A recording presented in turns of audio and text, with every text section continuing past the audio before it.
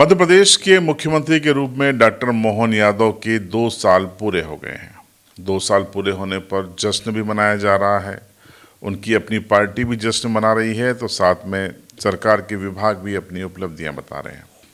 तो एक जो 2 साल का डॉक्टर मोहन यादव का कार्यकाल है, उसमें हम उनकी योजनाओं पर भी बारीक निगाह रख रहे थे। तो कुछ योजनाएं वाकई में ऐसी हैं जो ज़मीन पर काफ़ी असरकारक भी दिखाई देती हैं। अब योजनाएं कई सारी, लेकिन हम यहाँ पर 8-10 प्रमुख योजनाएं जो कि लोगों का जीवन बदलने वाली हैं, उस पर हम बात करेंगे। देखिए, सबसे पहला तो लाडली बहना पे हम आते हैं। लाडली बहना योजना को लेकर हम गाँव में कई बार जाकर महिलाओं से बातचीत करते हैं और ये सवाल भी करते हैं कि इस पैसे का उन्होंने आखिर क्या किया।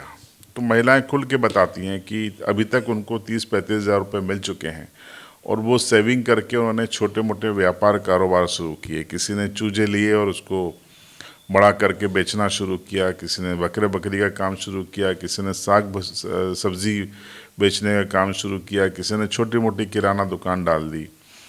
तो ये जो योजना है, और अब उनको राशि बढ़ाकर 1500 रुपये कर दी है डॉक्टर मोहन यादव ने।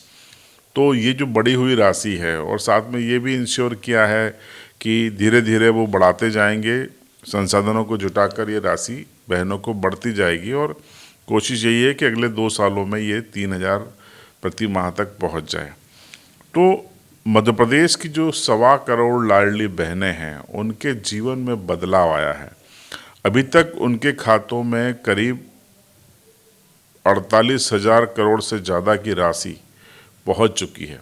अब आप कल्पना कीजिए, 48 से 50,000 करोड़ की राशि अगर पहुंच गई है, तो उसका कहीं न कहीं तो मध्य प्रदेश की बहनों ने इस्तेमाल किया होगा। तो ये सबसे बड़ी उपलब्धि इन 2 सालों की मैं मानता हूँ कि उनके जीवन में आमूलचूल बदलाव आए हैं। वो स्वावलंबी बनी हैं, परिवार में निर्णय लेने की उनकी क्षमता में बढ़ोतरी हुई है, उनका महत्व बढ़ा है। यही महिला सशक्तिकरण की दिशा में कदम था। तो ये सबसे बड़ी उपलब्धि है कि राशि को 1500 रुपये कर दिया गया है। वादे को निभाने की ओर सरकार बढ़ रही है। दूसरा महत्वपूर्ण काम हम मानते हैं कि जो नक्सलवाद है वो एक नासूर की तरह है, लेकिन मध्य प्रदेश में जिन भी इलाकों में नक्सलवाद था वो पूरी तरीके से समाप्त हो गया है। मध्य प्रदेश भारत का पहला ऐसा राज्य बन गया जहाँ पर अब एक भी नक्सली नहीं है, और अब जिन इलाकों में नक्सलवाद था वहाँ पर विकास की नई कार्य योजना के साथ सरकार काम करने जा रही है, ताकि नक्सल इलाके को पुनर्वास के जरिए और शासन की योजनाओं के जरिए मुख्य धारा में तेज़ी से लाया जा सके, ताकि दोबारा कोई वहाँ पर पैर पसारने की कोशिश न कर सके। तो या तो बड़े नक्सली मारे गए या सरेंडर कर दिए गए हैं, उनके द्वारा सरेंडर कर दिया गया है। तो ये बड़ी उपलब्धि है सरकार की इन 2 सालों में कि एमपी नक्सलवाद से अब मुक्त हो गया है। तीसरी हम बात करें तो दुग्ध क्रांति का मुझे लगता है कि एक सबसे बड़ा रेवोल्यूशन हो रहा है। जो केंद्रीय डेयरी बोर्ड है, उससे मध्य प्रदेश सरकार ने टाई अप किया, एमओयू साइन किया, और उसके बाद ये तय हुआ है कि सहकारिता के जरिए मध्य प्रदेश में दुग्ध उत्पादन जो 9% है उसको बढ़ाकर 20% किया जाएगा। और इसके लिए ज़मीन पर भी काम शुरू हुआ है। 1000 से ज़्यादा जो निष्क्रिय दुग्ध समितियां थी उनको सक्रिय किया गया है। नई दुग्ध समितियां बनाई जा रही हैं। डॉक्टर भीमराव अंबेडकर कामधेनु योजना के जरिए गौशाला की गोपालन को और गौशाला की स्थापना को भी बढ़ावा दिया जा रहा है। ST/SC के लिए 35% सब्सिडी का ऐलान किया गया, तो OBC और जनरल के लिए 25% सब्सिडी का ऐलान किया गया। यहाँ तक कि अगर आप 5000 गायों की गौशाला बनाना चाहते हैं तो आपको 130 एकड़ ज़मीन मुफ्त में सरकार देने को तैयार है।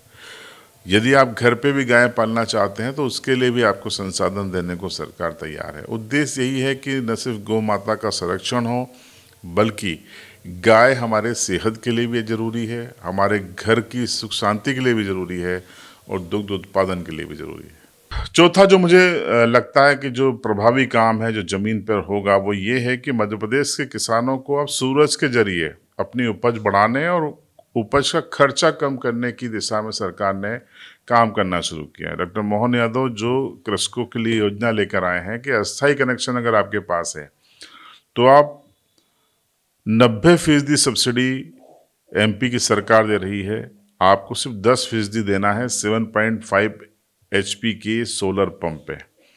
उसके लिए समय समय पर पोर्टल भी खोले जाते हैं और किसान अप्लाई भी कर रहे हैं। करीब 1 लाख से ज़्यादा आवेदन इसमें सरकार के पास आ चुके हैं। तो इसका सीधा सा उद्देश्य यही है कि बिजली की खपत कम हो या बचत हो, और दूसरा सूरज से जो रोशनी आएगी उससे आपके सोलर पंप चलेंगे, आप दिन में भी सिंचाई कर सकेंगे। अक्सर रात में बिजली आती है और किसानों को रात में सिंचाई करना पड़ता है, लेकिन इस ट्रेंड को मोहन यादव ने बदला है और अब वो दिन में ही किसान ऐसा कर पाएँ, उस दिशा में गंभीरता से काम किया जा रहा है। तो ये सबसे बड़ा रेवोल्यूशन मुझे लगता है, ये साइलेंट रेवोल्यूशन है जो आने वाले दिनों में आपको MP में खेती किसानी में बदलाव लाता हुआ आपको दिखाई देगा, और किसानों को देख के ही अन्य किसान भी इस दिशा में आगे बढ़ेंगे। पांचवी हम बात कर लें तो सबसे महत्वपूर्ण योजना है कि डॉक्टर मोहन यादव ने जो डायल 112 जो FRV आई हैं, वो करीबन 1200 से ज़्यादा FRV आई हैं, नई हैं, जो हाईटेक हैं, पूरी तरीके से संसाधनों से लेस हैं, उनको फिर से तमाम थाना चौकी क्षेत्रों में उतार दिया है आम नागरिकों की सुरक्षा के लिए।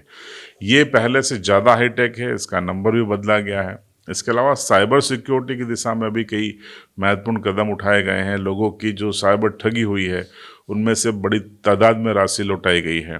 साथ ही जो साइबर जन जागरूकता का कार्यक्रम है वो भी मध्य प्रदेश सरकार ने चालू किया है, जिसके चलते अब साइबर अपराधों में कमी आई है। जैसे जैसे साइबर अपराधी अपने तरीके बदलते हैं, सरकार उनके पीछे चलकर उनके तोड़ निकाल कर अपने नागरिकों को अवेयर कर रही है। ये महत्वपूर्ण काम हो रहा है। अब बात कर लेते हैं निवेश की। मध्य प्रदेश में सबसे ज़्यादा निवेश हो रहा है।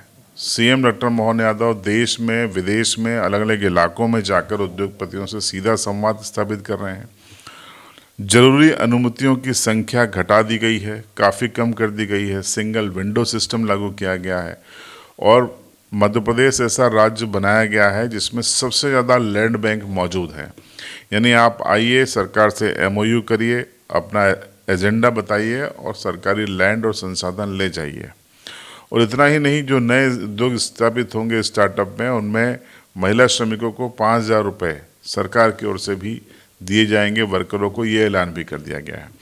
तो जितने भी समिट हुए हैं, भोपाल में आपने देखा कि सबसे बड़ा समिट हुआ और उसमें करोड़ों रुपए के MOU साइन हुए, और ज़मीन पे भी आप देखिए वो आकार ले रहे हैं। रायपुर में जो रेलवे कोच फैक्ट्री है हाईटेक, वो ज़मीन पे आकार ले चुकी है। मध्य प्रदेश में उम्मीद ये है कि जितने भी करोड़ों अरबों रुपए के MOU साइन हुए हैं बीते 2 साल में डॉक्टर मोहन यादव के नेतृत्व में, उनमें करीबन 3 लाख से ज़्यादा रोजगार पैदा होंगे। मध्य प्रदेश के लोगों को नौकरियां मिलेगी और स्थानीय स्तर पर नौकरियां मिलेगी, ये सुनिश्चित किया गया है। और इसके अलावा जो बाहर के उद्योगपति हैं उनको मध्य प्रदेश में कई अन्य तरीके की सुविधाएं भी सरकार ने देने का ऐलान किया है। मध्य प्रदेश सरकार की जो सबसे बड़ी उपलब्धि 2 साल में है, जिस पर तेजी से काम हो रहा है, वो है सिंहस्थ 2028 को लेकर सरकार की कार्य योजना। सिंहस्थ 2028 ऐतिहासिक हो, सिंहस्थ में आने वाले करोड़ों श्रद्धालुओं को किसी तरीके की असुविधा न हो, वो क्षिप्रा के जल से ही स्नान कर सकें और उनको आने में कोई दिक्कत ना हो, इसके लिए पूरा जो इंफ्रास्ट्रक्चर है वो डेवलप किया जा रहा है। आप देखिए क्या क्या काम हो रहे हैं। सबसे पहले तो नदियों को इस तरीके से जोड़ा जा रहा है, कैनाल बनाई जा रही हैं कि क्षिप्रा हमेशा अविरल रहेगी और पवित्र रहेगी, साफ सुथरी रहेगी। ये व्यवस्था हो जाएगी, इस पर तेजी से काम चल रहा है। दूसरा, उज्जैन को चारों तरफ से रोड कनेक्टिविटी से जोड़ने के लिए नेशनल हाईवे से टाई अप करते हुए 4 लेन, 2 लेन, 6 लेन तक बनाए जा रहे हैं। इंदौर से जो एयरपोर्ट के जरिए जो लोग आएंगे उनके लिए 6 लेन बन रहा है इंदौर से उज्जैन के बीच में। इसके अलावा MOU हो चुका है उज्जैन में एयरपोर्ट बनाने के लिए, और अगर सब कुछ सही रहा तो ये एयरपोर्ट सिंहस्थ के पहले चालू हो जाएगा। तो ये यात्रियों की सुविधा के लिए, तीर्थ यात्रियों की सुविधा के लिए आवास घर बनाए जा रहे हैं। अलग अलग तरीके से जो रेलवे स्टेशन है वहाँ पर सरकार की कार्य योजना रेलवे के साथ मिलकर जारी है। यात्रियों को किसी तरीके की असुविधा ना हो, आराम से वो आएँ, आराम से जाएँ, सुरक्षित तरीके से स्नान करें, इसको लेकर हर तरीके के काम हो रहे हैं। उज्जैन के चारों तरफ आप देखिए कि टिम्बरवानी थांदला से दिल्ली मुंबई 8 लेन एक्सप्रेस से सीधे उज्जैन को जोड़ा जा रहा है, बदनावर तक 4 लेन बनेगा, बदनावर से उज्जैन पहले ही बन चुका है। इसी तरीके से तो उज्जैन के आसपास तमाम एरिया है, इंदौर से उज्जैन के बीच 6 लेन का काम चालू है। तो उज्जैन एक महत्वपूर्ण धार्मिक नगरी के रूप में विश्व पटल पर, भारत के साथ साथ विश्व पटल पर उभर कर सामने आए, ये कोशिश सरकार कर रही है और इसका सीधा सा फायदा मध्य प्रदेश के पर्यटन से जुड़ा हुआ है। उज्जैन अगर मुख्य नक्शे पर आता है तो आप देखिए, महाकाल कॉरिडोर बनने के बाद से उज्जैन में आने वाले श्रद्धालुओं की संख्या बढ़ी है और उम्मीद है कि सिंहस्थ वो तमाम रिकॉर्ड को तोड़ देगा। अब बात कर लेते हैं वाइल्ड लाइफ की। बीते 2 सालों में जिस तरीके से काम हुए हैं, अब मध्य प्रदेश टाइगर स्टेट के साथ साथ चीता स्टेट भी बन गया है। सबसे ज़्यादा चीते हमारे यहाँ, सबसे ज़्यादा बाघ हमारे यहाँ हैं। इसके अलावा वाइल्ड लाइफ की सुरक्षा के लिए कई तरीके के काम मध्य प्रदेश सरकार ने किए हैं। सांपों की गिनती हो रही है, अन्य जीवों की यहाँ पर गिनती जारी है और जो सेंटर हैं, वेलनेस सेंटर हैं जो जानवरों के लिए होते थे, वो पहले सेंट्रलाइज थे, अब इसको डिसेंट्रलाइज किया जा रहा है। अलग अलग जगहों पर संभागवार बनाए जा रहे हैं ताकि एक लंबी दूरी तय नहीं करनी पड़े। मध्य प्रदेश में 2 नए मेट्रोपॉलिटन एरिया बनाए जाने का ऐलान हुआ है, नोटिफिकेशन जारी हो गया है, भोपाल और इंदौर।